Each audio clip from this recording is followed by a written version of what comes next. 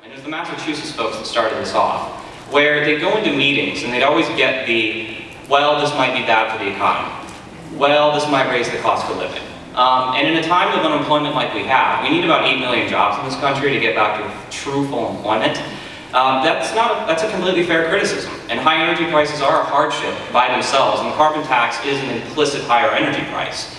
So what Kathy did, she's a trained economist from Washington, she called us up and asked, can you do a study on the Massachusetts state carbon tax with the idea of not so much is it going to be good, but how bad is it going to be?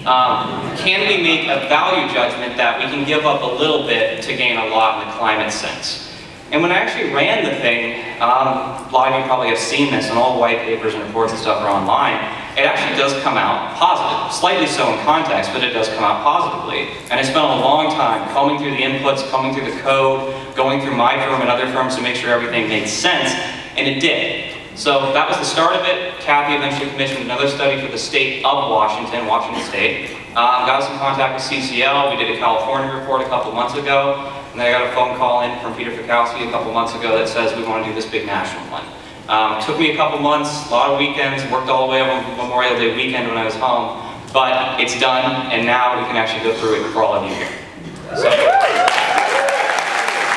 But what I did was essentially that 2-page CCL proposal on a national carbon fee and dividend. So it starts in 2016. The assumption being is you have a couple years to get it implemented, even if it was to pass this year. It's $10 per metric ton of carbon dioxide, CO2, not carbon equivalency, carbon dioxide only. It escalates at a linear rate of $10 per year, starting in 16 through at least 2035, and continuing on after that, for that matter. And it's at the point of extraction. It's the point it comes out of the mine, it's the point it comes out of the well, it's the point it enters the economy. So that's an important point, because that makes this very different than, say, a gas tax or a retail carbon tax, which is what most states would probably discuss. And it makes the modeling a little more complicated than what we did in the state modeling, for those of you who may be familiar with that. We take 100% of that money, and we refund it to all American households with a monthly check or direct deposit. We all probably remember in 2001 and 2003 that we all got rebate checks from the federal government, supposedly as a stimulus act when the economy was a little bit shaky. IRS does that kind of stuff semi-regularly. I kind of imagined it like that. I will clarify, I'm not putting any money in here for quote-unquote, I guess you'd say, administration, either on the assessment or the back end redistributing the money side. But for context, the federal government's budget's trillions. It's like 3 to 5 to 6 trillion, depending on what you count as the federal budget. And IRS's budget's 10 billion. So we're talking an order of thousands difference, or an order of 10,000s difference between the size of the budgets. So it's a very small effect if it was included anyways. I'm just kind of assuming that it's part of their underlying mission as it would change over the next 20 years. The refund size, I kind of think of it as a point system. If you're an adult over 18, you get 1 point. If you're an adult with a child under 18 that's dependent on you, you get half of a point up to 2 children. So you can get to 1 point from child, and then it's distributed on a per capita basis. Monthly, I'll note that as well as 1, to increase visibility, and 2, it aids in the transition because nobody has to carry a balance on their carbon fee for longer than 31 days. As opposed to if you did it annually, then they'd have to carry a balance for a year, which is a larger deal in a lot of cases. Another new kind of wrinkle to this is a concept called a border adjustment. The idea of this is you can't import equivalent goods from the rest of the world that have not been taxed in the carbon sense. Think of 2 pieces of steel, one's made in Indiana and one's made in, say, India. If you put a carbon tax on the steel in the United States, that increases the price to produce it, therefore the price to sell it. In theory, you could flood the market with cheap foreign imports and drive American prices down, increase net net emissions from a world perspective, and drive down American competitiveness. So what I did here is there's a methodology for calculating what's the implied carbon content of imports inside of our model from other parts of the world. So in theory, you carbon tax that piece of steel from Indiana, and as that piece of steel comes in from India, Port LA, Long Beach, wherever, it gets carbon taxed at the border, so the price differential stays the same, so in theory, nobody's disadvantaged from a competitive standpoint. This is a complicated issue, both from the administration standpoint and the legal standpoint. I'm not going to get into the WTO issues with this. I'm just assuming that those make their way to a happy resolution. We're able to do this kind of thing.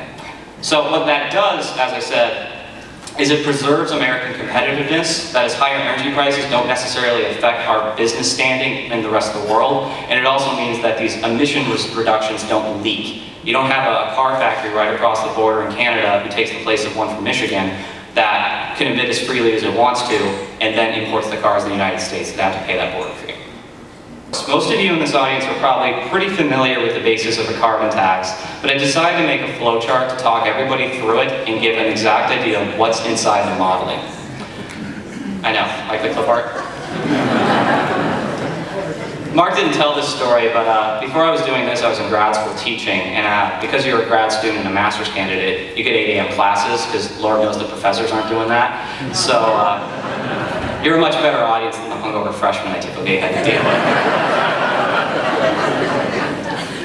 with. So it all starts really in one place, and it's the sun, top left.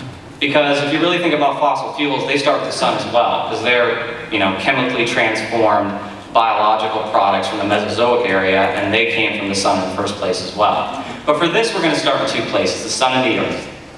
We start with the earth in this case, and I have that little blue arrow there. That's the carbon tax. That's where this all starts. As we take it out of the ground, or we take it off the seafloor, wherever it is taxed based on what implied carbon content it has. Just to give everybody a little rule of thumb here, a gallon of gasoline, just normal petrol gasoline, weighs about 6 pounds. When you burn it and you add oxygen to it, it weighs about 18, 19 pounds. So yes, you're adding about 12 pounds of oxygen to it from the air. If you do the math, convert that into metric tons, it ends up working out such that a dollar per metric ton of carbon tax is it's a little bit less than, but it's basically a cent per gallon. So if we have a $100 carbon tax, it's as if we're adding $1 to the cost of retail gasoline. That's going to work its way downstream in our case, because we're starting at the point of extraction, but that's the kind of idea that we're doing. We're increasing the price of energy. So we do the blue thing into fossil fuels. So what starts happening? We go down red. We get less fossil energy. I put a coal plant there and a little gas can there, because those are the 2 major emission sources inside of this country. We get less of that, because it's more expensive to do that. We also turn around and we get this big fee and dividend thing that we wouldn't have otherwise. We have this green thing, that's good, that's positive, that's higher than it would be. And that money goes straight back to households. So now we've got this one arm, other arm thing going on. Now we've got Harry Truman's complaint. We have the red effects starting from fossil fuels and going over towards households and industries. That's the effect of higher energy costs. Let's not kid ourselves. Higher energy costs would have a negative effect. This is a net analysis. This is the creation versus the destruction. I'm not trying to say it's all good. And there are some dark spots in this analysis, as there is in any economic policy. So we do increase the cost of living. We do increase the cost of energy. But we also, while doing that, if you go down and to the left, to the emissions, to the smokestacks, because we're decreasing the consumption of fossil energy, we're also decreasing emissions from that fossil energy. And that's not just carbon dioxide. When you tax carbon dioxide, you're going to catch a lot of other stuff. You're going to catch mercury from coal plants, you're going to catch NOx and SOx, nitrous oxide, and sulfur dioxide from top car tailpipes and power plants. And those have air quality issues. Those are regulated by EPA, those cause emphysema, those cause instances of asthma. So that goes down to an air quality improvement, the little cloud on the bottom there. But now we've done the downside stuff. But remember, we're taking this idea of households have higher costs for energy, but they also have this rebate check coming to it. And they're going to spend it, eventually. They may save some initially on the margin, but eventually it's all going to get spent. Some of it's going to get spent to make up for the higher cost of energy, but some of it's going to get spent on other stuff. That goes to the bottom corner with industries. Industries are going to do 2 things with the money. They have more customers walking in and taking, buying their products of some sort. They're going to spend it on their supply chain. Again, a car has an incredibly long supply chain behind it, including tires, electronics, engines, parts, raw aluminum and steel, leather, all that kind of stuff. And then they're also going to hire people. They're going to bring labor inputs into the system because they have to have somebody to produce this thing. They're going to have somebody to operate their shop, all these different ideas. And that labor is going to go back to households. They're going to take that wage money and they're going to respend it. It's going to go back inside the industry and it's going to go back inside the economy. So that's what's happening on really on the economic side.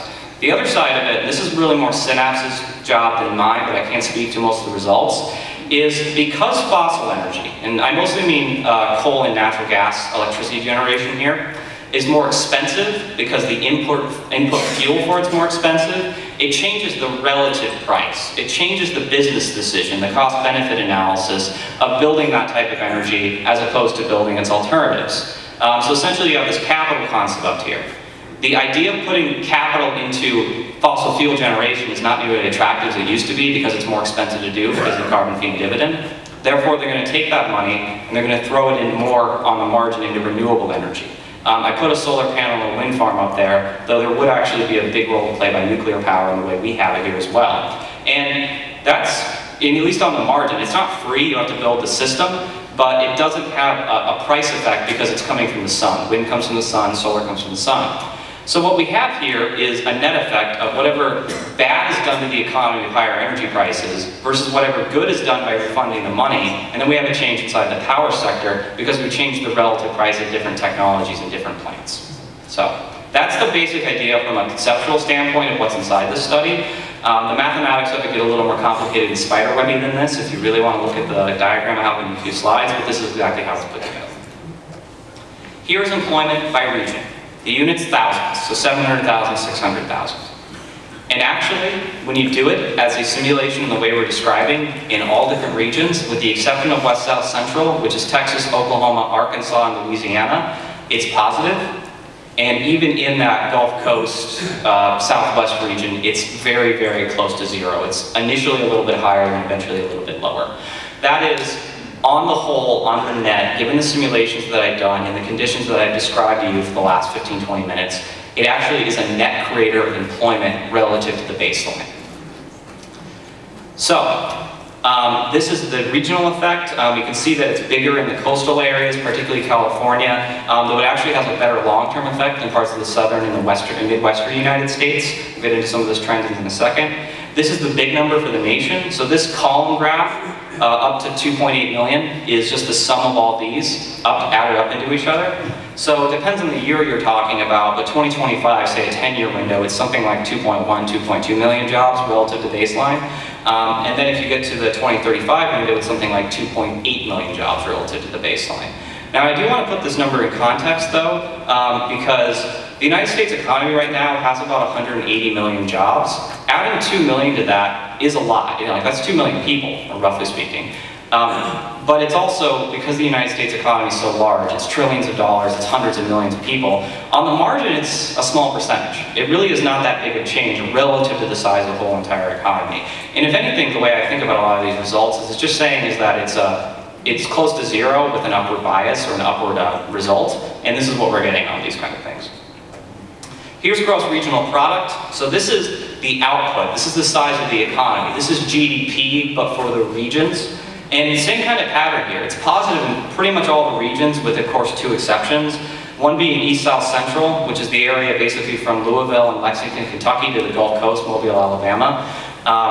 Decent amount of energy production there, and you also have the coal fields in eastern Tennessee and eastern Kentucky to talk about. The big loser, of course, is the West South Central region, Texas and Oklahoma. I realize this is a negative number. Nobody really wants to see that kind of stuff, but we are being intellectually honest about this. This is the energy, oil and gas intensive part of the United States. It probably don't need a model to tell you that they're the ones most at risk when you do something like this policy out there. Therefore, they have the negative impact. But remember my story a second ago about contextualizing this kind of stuff. Well, let's do that. Here's the United States impact. So this is for all those regions summed up. Even if you have the negative of the blue line there for West South Central, it's still positive on the net for everybody. So contextualizing it, I just told my little story about 180 million a second ago, but for all regions, even the best region, which ends up being East, North, Central, is still a less than 2% impact to employment. But again, because we have such a massive economy, 2% is a pretty big deal. We're an economy at the scale where a fraction of a percent is a big deal. Therefore, these are large changes. The only region that's really flat is, again, West South Central. The United States average is close to 1%, maybe a little bit more than that. So it's a 1% increase in employment relative to a baseline. GDP is similar, but not as large. And keep that in mind. You get more jobs than you get output. You get more jobs than you get GDP. They don't track with each other, and there's good reasons for that. I'll get to that in a second.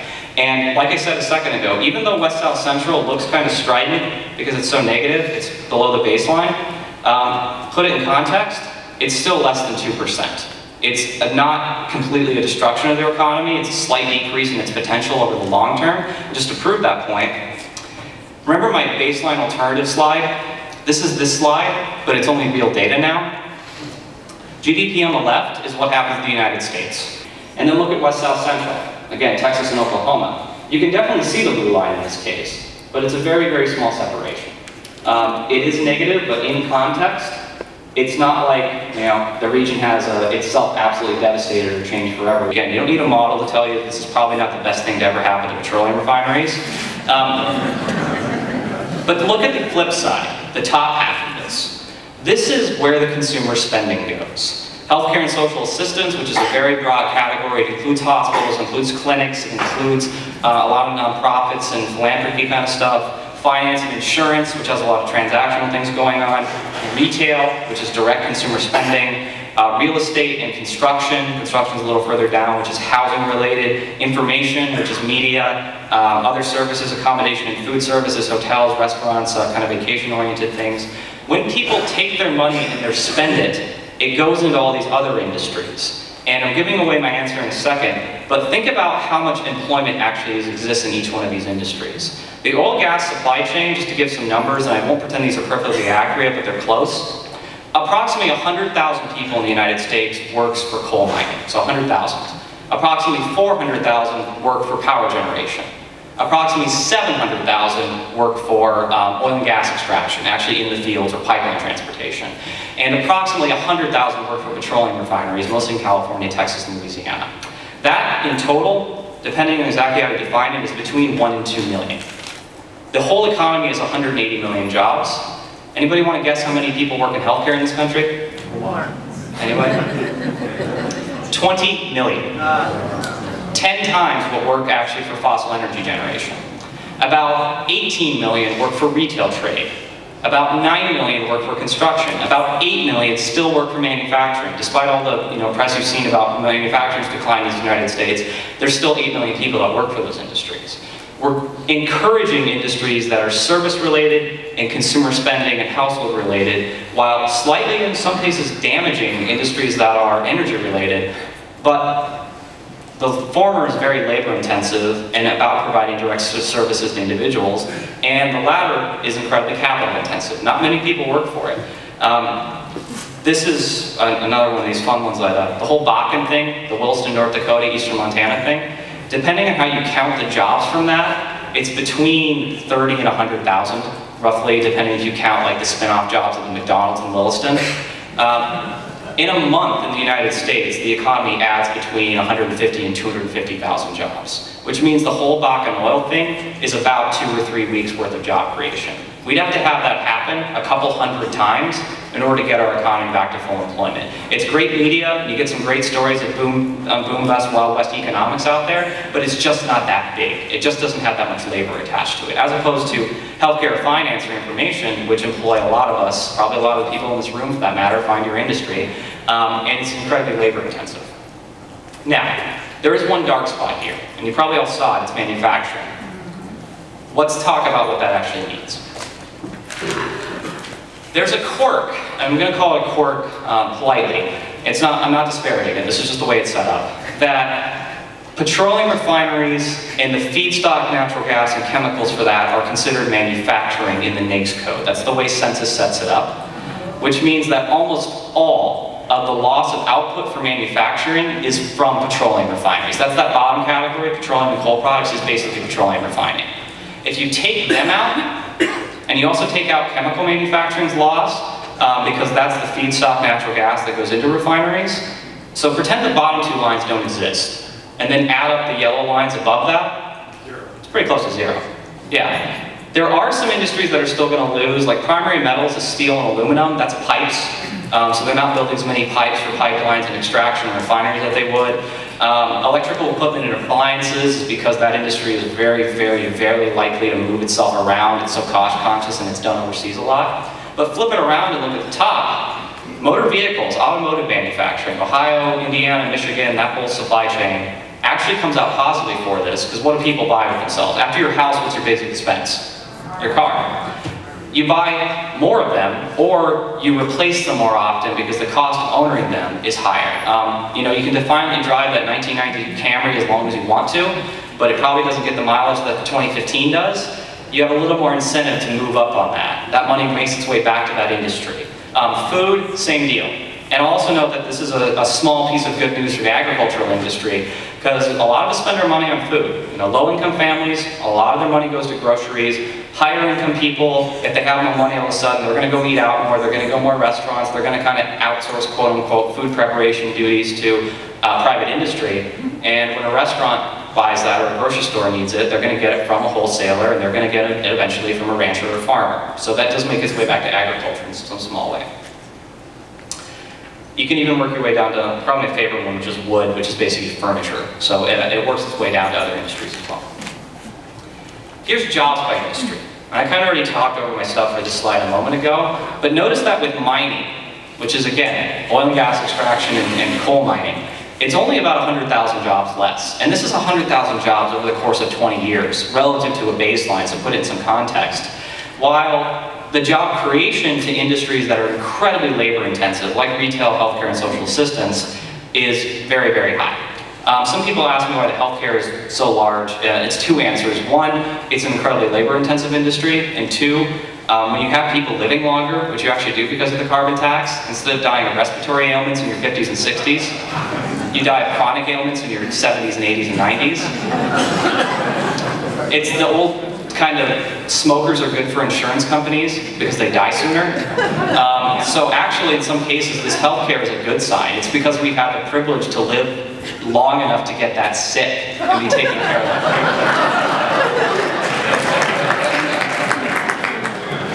But it's also a happy story, but at the same time, that's really labor intensive. There's a lot of home health aides and a lot of people in the medical community, and my fiance is in med school right now for that matter, so there it is.